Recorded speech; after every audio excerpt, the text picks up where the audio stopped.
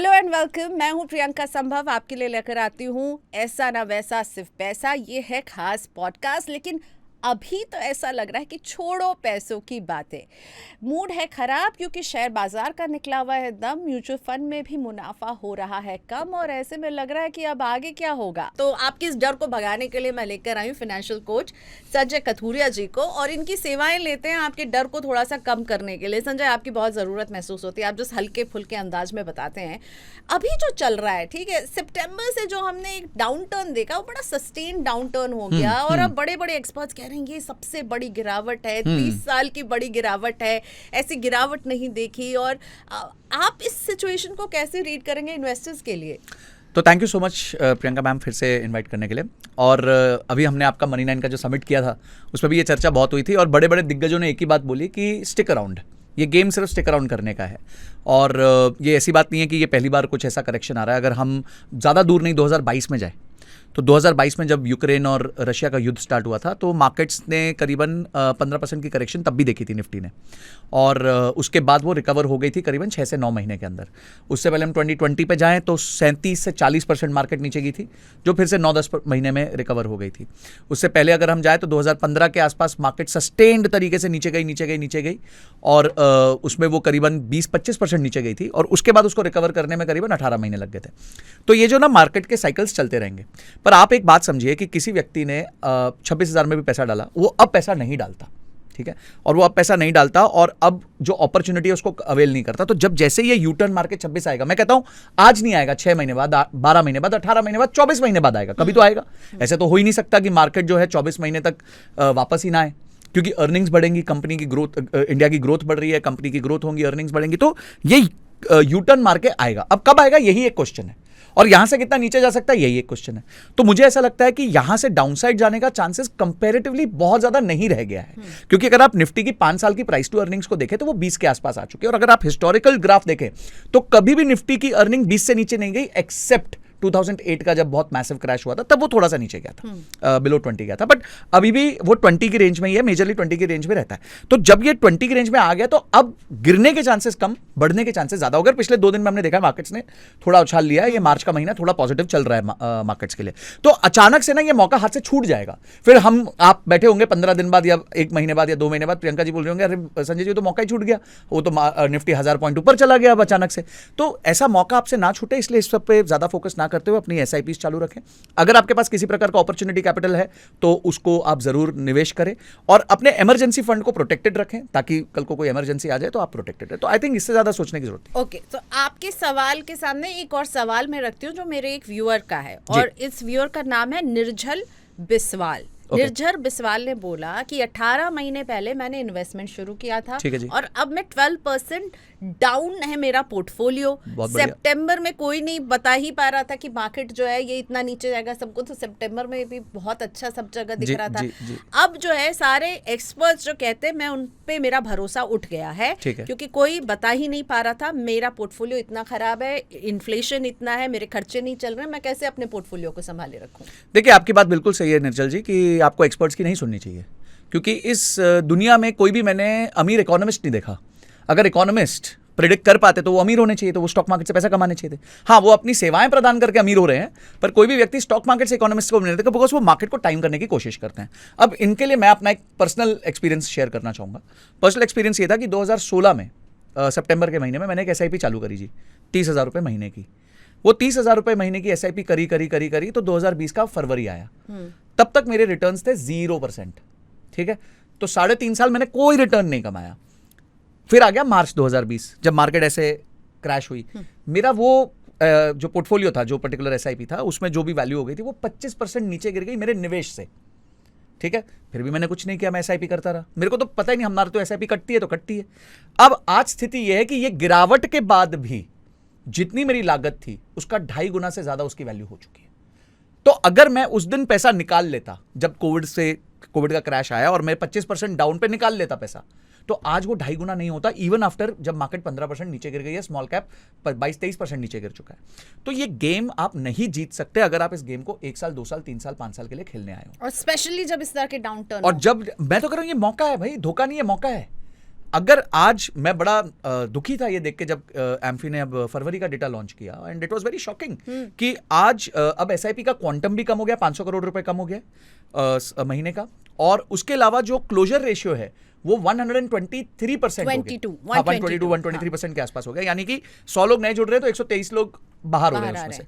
तो I think ये एक बहुत स्कैरी सिचुएशन है, बिकॉज लोग गलत टाइम पे पैसा बाहर निकाल रहे हैं, इससे उनका मार्केट्स पे से विश्वास खत्म हो जाएगा, और यही जो रह जाएगा वो 12 महीने 18 महीने 24 महीने बाद सोच रहा होगा वाह यार मैंने तो बहुत अच्छा डिसीजन तो ये अपॉर्चुनिटी है, आप देखना है। बिल्कुल, मैं तो शॉपिंग बैग ओपन रखता हूँ इस टाइम पे और मैं बहुत खरीदता हूँ।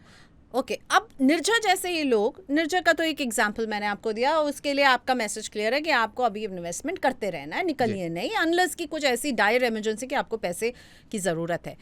अब बड़े बड़े दिग्गज इन्वेस्टर्स के स्टेटमेंट्स जो आ रहे हैं, उसमें से एक शंकर शर्मा, उन्होंने कहा कि भाई मैंने अपने दीदी और जीजा जी को कहा कि वो बैंक एफडी, गोल्ड और रियल एस्टेट में निवेश करें, स्टॉक मार्केट और म्यूचुअल फंड में नहीं करें। ठीक है जी। How would you want to react to it? आप तो म्यूचुअल फंड के एकदम एम्बेसडर हैं और आपको लगता है आप अपने कई सपने पूरे कर सकते हैं। How would you react to Shankar Sharma saying कि भाई ये सब बेकार है, ये सब मिथ्या है, सच है बैंक एफडी, गोल्ड और रियल एस्टेट भी घर से आप जा रहे थे वैसे 25 किलोमीटर दूर आउटस्कर्ट में लो, ये मिथ्या है। देखिए मैं वापस आता हूँ, शंकर शर्मा जी मार्केट्स में बहुत समय से हैं, वो मार्केट्स के उतार चढ़ाव को समझते हैं, उनकी बहन बहुत ही लकी है कि उनके जैसा भाई है उनका, कि वो उनको बता सकते हैं, पर हर जन उतना लकी है नहीं, और वो जो एडवाइस बहन को देंगे, अचानक से अगर वो एडवाइस उन्होंने चेंज कर लिया आफ्टर 6 मंथ्स, तो वो फिर से आके नहीं बताएंगे कि मैंने अब एडवाइस चेंज कर ली थी, तो आप तो उनकी पुरानी एडवाइस के साथ फंस जाओगे और वो नई एडवाइस दे चुके होंगे। अब इसका मैं सिंपल आपको बहुत डेटा ओरिएंटेड उदाहरण दूंगा। प्रियंका मैम, आप जानते हो मैं डेटा से बात करता हूँ। 2008 में किसी व्यक्ति ने अगर टॉप पे, 2008 के टॉप पे जनवरी में पैसा डाला होता, ठीक है, 1 लाख रुपए डाले होते फॉर उदाहरण समझते हैं, और वो उसके बाद मार्केट क्रैश हुई, नीचे गई, 61% मार्केट नीचे गई, 61, वो तो भयंकर वाली भयंकर था, one of the biggest falls था, और वो आदमी हताश होकर बोल दिया कि सर अब तो मैं जी नहीं मार्केट में आ रहा, I am saying bye bye to the market, bye, मैं जा रहा हूं। अब क्या हुआ, उस आदमी ने आज अचानक अपना पोर्टफोलियो खोला, ठीक है, आज अचानक उसने अपना पोर्टफोलियो खोल लिया। अब जब मार्केट गिर चुकी है उसके बाद, और उसने निफ्टी में ही पैसा डाल दिया था उदाहरण के तौर पे, तो 2008 से लेकर 2025 आज जब गिरावट हो चुकी है और उसने सबसे खराब टाइम पे खरीदा था लाइफ में, मैम फिर भी उसने सालाना 9% कमाया है, 9% कंपाउंडेड विदाउट गिविंग टैक्स। अगर आप एफडी के हिसाब से सोचे तो ये रिटर्न करीबन 12 से 13% होता है। तो मैं ये कहूंगा कि आप गलती भी करेंगे ना तो आप लंबे समय में एफडी से ज्यादा कमा बैठेंगे। तो मैं कहूंगा कि इन सब चीजों पे मत ध्यान दीजिए। शंकर शर्मा जी का जो कहना है, अच्छा मैं इसका एक उदाहरण और देता हूँ, आज मार्केट्स 22,000 के आसपास है, मैं कहता हूँ 3 साल में जाके ये 26-27 हज़ार पे वापस आते, 3 साल बाद, यानी कि 30%, 25-30% 3 साल बाद बढ़ेंगे, तो भी तो आपको एफडी से बेटर रिटर्न्स दे गई। तो आप मत सोचिए इतना, आप बस खरीदते रहिए अगर आपका लॉन्ग टर्म का होराइजन है। हाँ भाई, अगर आपको पैसा 3 साल में चाहिए, 4 साल में चाहिए, तो आपको इक्विटी मार्केट्स में होना ही नहीं चाहिए, तब आप डेट मार्केट्स में रहिए, आप फिक्स्ड इनकम सिक्योरिटीज लीजिए, आप गोल्ड लीजिए, ये सब चीजें लीजिए।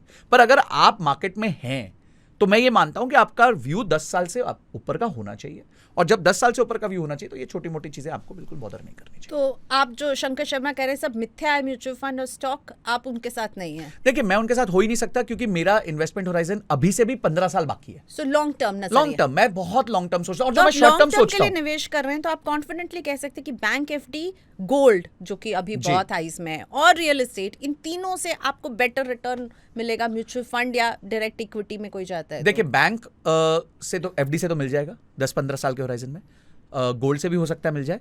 रियल एस्टेट में कभी कभी कुछ अपॉर्चुनिटी होती है, पॉकेट ऑफ अपॉर्चुनिटीज होती हैं, और स्पेशली वो भी मैं कहूंगा कि लैंड में होती हैं या प्लॉट्स में होती है, जहां कहीं ना कहीं डेवलपमेंट आ रही होती है। पर वो आर्बिट्राज को फाइंड करना, या तो आपके भाई कोई दोस्त यार हो, कोई आप किसी को जानते हो, जिसको पता हो कि कुछ डेवलपमेंट्स होने वाली, तो बात समझ आती है।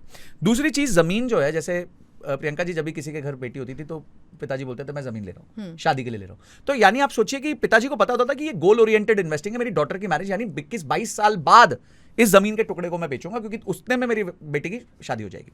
सो फॉर एग्जाम्पल, तो आपको जब भी जमीन खरीद रहे हो तो आपको एक 5-10 साल का होराइजन रखना पड़ेगा। अगर आपके पास कोई अपॉर्चुनिस्टिक बाइंग है, ठीक है, तो अपॉर्चुनिस्टिक बाइंग में अगर आप कुछ स्पॉट कर सकते हो तो बहुत अच्छी बात है। मैं एक बार अभी पीछे देख रहा था, अक्षय कुमार जी ने अपना घर बेचा रिसेंटली, उन्होंने कोई बॉम्बे में लिया था घर, तो उन्होंने जितने में खरीदा था 2017 में उन्होंने करीबन 3.25 करोड़ में खरीदा था, 2.75 करोड़ में, और अब 2025 में 24 एंड 25 में जाके करीबन 4.5 पौने 5 करोड़ का बेचा। तो मैंने उसका CAGR निकाला, अपनी तो आदत है। तो वो देखा तो वो CAGR निकला 6% के आसपास, यानी कि 6% की सालाना वृद्धि हुई है उस घर के वैल्यू में। अगर उन्होंने होम लोन लिया होता तो होम लोन 8.5% पे, तो यानी होम लोन जितना भी उनका रिटर्न नहीं बना, यानी उनकी इक्विटी की वैल्यू तो इरोड हो गई ना। तो शॉर्ट समय के दौरान जो है सारे एसेट क्लासेस को देखना गलत होता है। आप एफडी को देखते हैं तो आप एफडी, अच्छा मैं देखता हूं काफी लोग 10-10 साल की एफडी करते हैं, ठीक है, पर वो चुप होते हैं, उनको कोई प्रॉब्लम नहीं होती। क्यों? क्योंकि उनको पता होता है एफडी ऐसे चल रही है, तो उनको पता है हर साल बढ़ता जा रहा है। अरे 10 साल एक बार मार्केट में तो रह के देखो, क्या मैजिक होगा आपके साथ, आपको पता भी नहीं चलेगा, आपको लगेगा तो आप अभी भी उसी क्लब में हैं कि आपको अगर लॉन्ग टर्म के लिए निवेश करना है, म्यूचुअल फंड आपका टॉप निवेश रहेगा? बिल्कुल, एब्सोल्युटली प्रियंका जी, देखिए मेरे पास उससे अच्छा कोई विकल्प नहीं है। तो वो लोग जो फरवरी में हमें दिखे कि कम सिप इनफ्लोज आए, सारे ही इक्विटी म्यूचुअल फंड में निवेश कम हुआ है, उनके लिए क्या मैसेज है? उनके लिए मैसेज एक ही है कि आप देखिए हो क्या रहा है प्रियंका जी, लोगों ने 2020-21 में अपनी ऐप खोली और उसमें देखा हाईएस्ट रिटर्न्स कौन सा फंड दे रहा है और उस फंड को चुन लिया।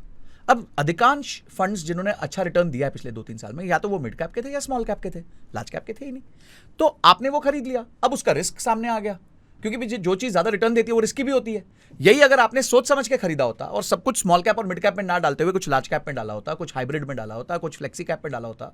आज आप देखिए एक पराग पारिक फ्लेक्सी कैप फंड है, मार्केट्स 15% डाउन है, वो 3% डाउन है, तो आप बच जाते ना, उतनी तेजी से गिरावट नहीं होती। पर यही कुछ बहुत अग्रेसिव फंड्स है वो 24% डाउन है, 25% भी डाउन है। तो संजय, अभी जो लोग मिड कैप और स्मॉल कैप में फंसे हुए हैं, ठीक है, जो देख रहे हैं कि उनका पोर्टफोलियो गिर गया और उन्होंने शायद अभी 3 साल पहले निवेश किया था स्मॉल कैप मिड कैप, जो बल्कि राइजिंग स्टार लग रहे थे, अब उन्हें लग रहा है ये तो डुबा रहे हैं।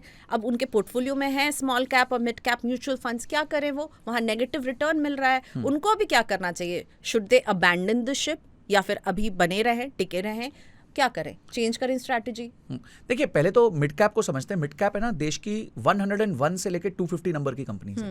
अब आप मुझे बताइए कि 121 से लेकर 250 कंपनी में ऐसा क्या बिगड़ेगा कि वो परफॉर्म नहीं करेंगे अगले 10-15 साल में? उसमें बहुत अच्छे अच्छे नाम है, बॉम्बे स्टॉक एक्सचेंज है, CDSL है, APL अपोलो है, ऐसे बहुत सारे नाम है। मैं एक एग्जाम्पल ले रहा हूँ, मैं कोई रिकमेंडेशन नहीं दे रहा, मैं बता रहा हूँ कि ये 150 कंपनी कहाँ जा रही है भाई। इन्हीं 150 कंपनी के क्लब में से कल को जाके कोई लार्ज कैप बनेगा। अच्छा, स्मॉल कैप में प्रॉब्लम क्या है? स्मॉल कैप में सबने ना माइक्रो कैप चुन लिया। 250 से लेकर के ऊपर वाली कंपनियां। हाँ, 250 से 500 इसमें स्मॉल कैप भी और माइक्रो कैप भी होंगे। पर लोग है ना वो 500 कंपनी से नीचे खरीद रहे थे, मतलब जो लास्ट का लॉट उससे छोटी। तो मैं इनको कहता हूं आप है ना फिर स्टॉक नहीं खरीद रहे हो, आप कचरा बिन रहे हो। कचरा बिनता है ना आदमी कि यार कुछ बचा हुआ रह जाए और इसकी वैल्यू बढ़ जाएगी। लेकिन उसमें जो हैं फंसे हुए हैं, अभी उनको ऐसा लग रहा है जो फंसे हुए वहीं रहना है उनको ना। देखिए, अगर आपका फंड कंसिस्टेंटली अंडर परफॉर्मर है, आप उसको 4-5 अवधियों में चेक कर लीजिए।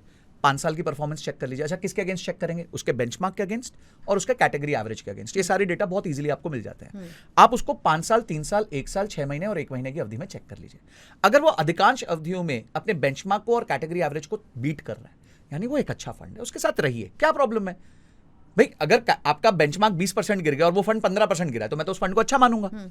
तो आप पहले कैटेगरी एवरेज और बेंचमार्क के साथ उसको चेक कीजिए।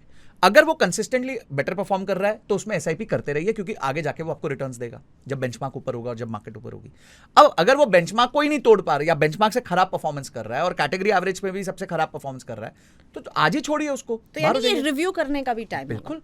आप लोगों ने अगर बिना सोचे समझे निवेश किया है तो पीटर लिंच की बात वही आ जाती है कि you should know what you own and why you own.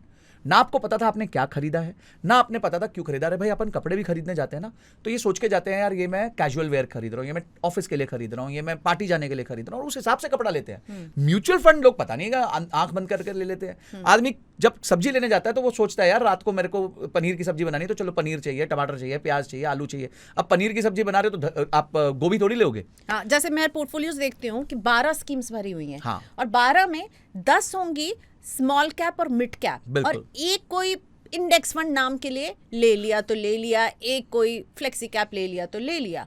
अब वैसे लोग जिनके म्यूचुअल फंड पोर्टफोलियो में सिर्फ मिड कैप और स्मॉल कैप है, उनके लिए अभी रिव्यू करने का टाइम है। पहली चीज आप रिव्यू करिए। रिव्यू करके ये देखिए कौन से funds over different time frames better perform कर रहे हैं अपने कैटेगरी एवरेज से और अपने बेंचमार्क से। Point number 1। पॉइंट नंबर 2, ये रिव्यू कीजिए कि ये जो म्यूचुअल फंड्स है क्या मैं इनको 10 साल के लिए ओन कर सकता हूं, क्योंकि मिड कैप और स्मॉल कैप 5 साल की ओनरशिप के लिए बने ही नहीं है। मेरा स्मॉल कैप फंड 9 साल से चल रहा है मेरे साथ और अगले 11-12 साल और चलेगा। तो मैंने बनाया ही उसको 20 साल के लिए था, तो मुझे पता है 20 साल में तो ये अच्छा करके जाएगा ही जाएगा। मैं आपको एक उदाहरण देता हूँ, और ये बहुत जगह उदाहरण देता हूँ। HDFC फ्लेक्सी कैप फंड 30 साल पहले आया था 10 रुपए का, आज वो 2000 रुपए का है, 200 times in a span of 30 years। और आपके पास है? मेरे पास नहीं है, क्योंकि 1995 में तो मैं 11 साल का था, और मैं वॉरेन बफेट नहीं था कि मैं 11 साल में मेरे को वो हो गई थी कि इन्वेस्ट करना चाहिए। मैं एक उदाहरण दे रहा हूँ कि आप सोचिए, अच्छा उसमें किसी ने 10,000 की इन्वेस्टमेंट की होती तो 30 साल में उससे 36 लाख रुपए डाले होते, और आज वो 21 करोड़ होते। क्या बात है। अब लोग नहीं समझ पाते ये सब बातें, प्रियंका जी नहीं समझ पाते। यही दुख है मेरे को कि आपके सामने डेटा है, आपके सामने एग्जाम्पल्स हैं। 10 वाली चीज 2000 की हो गई 30 साल में। आपका क्या टाइम लगा, आपका क्या एफर्ट लगा? सिर्फ पेशेंस लगा ना, तो रखो आप अपने रिश्ते और को। उसमें कई बार आपने बहुत डाउनफॉल भी सब देखा कुछ हुआ है होगा। उसके बाद। आप 30 साल में क्या नहीं हुआ? हर्षद मेहता हुआ, उसके बाद 2000 का बबल हुआ, 2008 का क्रैश आया, 2015 की स्लोनेस आई, 2020 का क्रैश आ गया, उसके बाद एक बुल रन पर आ गई। आप चिपके रहे आप उससे। चिपके रहे और आपने पैसा कमा लिया। तो अच्छा, क्या पैसा ये- कमाना तो इतना आसान है एक्चुअली? पेशेंस। आप देखिए, आदमी शादी में 30-40 साल निकालता है और उसके बाद सेलिब्रेट करता है, आज मेरी गोल्डन एनिवर्सरी है, आज मेरी सिल्वर जुबली एनिवर्सरी है।